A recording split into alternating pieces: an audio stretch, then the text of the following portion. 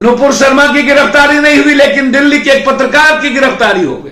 भाजपा और आरएसएस का इस भारत के 140 करोड़ लोगों से कोई प्रेम नहीं है। वो राष्ट्र विरोधी है, वो इंसान विरोधी है, वो इंसानियत के दुश्मन है। नरेंद्र मोदी जी का 56 इंच का सीना ना तो आरडीएक्स पकड़ाने वाले डीएसपी का आता पता है, ना ही पुलवामा घटना के बाद आतंकियों पर कार्रवाई हुई। जी प्रणाम।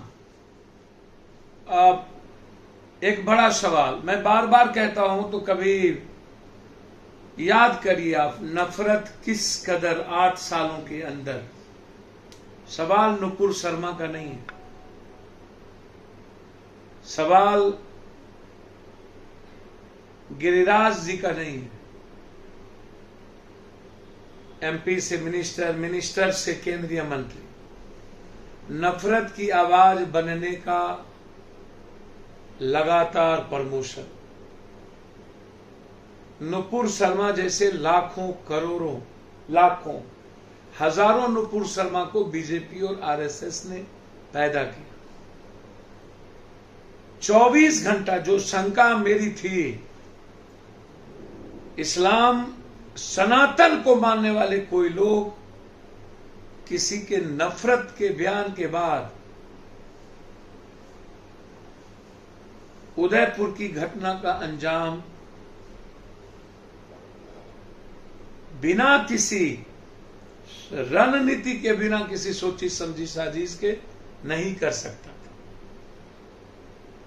मैं इस सवाल पर तब से बोल रहा हूं। कोरोना के पहले साद, याद है साद, जमायती इस्लाम के हेड साद, क्या 3 दिनों के बाद कभी साद की याद आई? नरेंद्र मोदी जी का 56 इंच का सीना ना तो आरडीएक्स पकड़ाने वाले डीएसपी का आता पता है, ना ही पुलवामा घटना के बाद आतंकियों पर कार्रवाई हुई, और न ही कोरोना वायरस करने वाला पूर्व राष्ट्रपति अमेरिका का गुजरात आना, उस पर कोई कार्रवाई हुई। उल्टे ही मुसलमानों को कोरोना वायरस का हिस्सा बना दिया। थूक फेंकने पर पाबंद, पूरे देश का माहौल इतना गंदा किया गया कि हम सब्जी और दूध भी उसके दुकान से खरीदना नहीं चाहते थे। मोदी जी, अमित शाह जी, साद का क्या हुआ? यदि साद कोरोना वायरस के संवाहक थे तो फिर गिरफ्तारी क्यों नहीं? आप भी जानते हैं इस कोरोना वायरस में कोई साद और कोई कुछ नहीं कर सकता। फिर एक बार नफरत की किताब लिखी गई 2024 के तारीख के लिए। पूरी राजस्थान और भारत को नफरत में धकेला गया। जनाब, ये देखिए कौन है ये? भाजपा के गृह मंत्री गुलाब चंद कटारिया के साथ, या देखिए उस व्यक्ति का चेहरा जिन्होंने कत्लेआम किया है। ये भाजपा अल्पसंख्यक मोर्चा के सदस्य थे।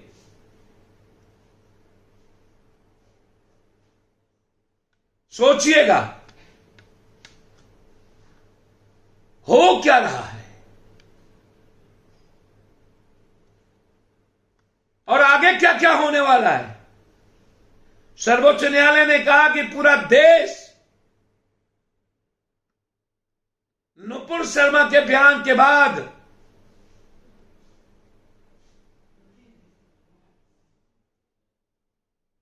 दो धारा में बढ़ते नजर आए।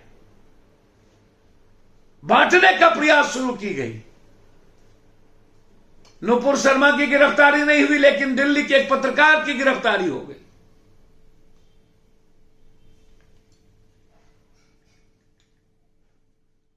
हम मांग करते हैं हर परिस्थितियों में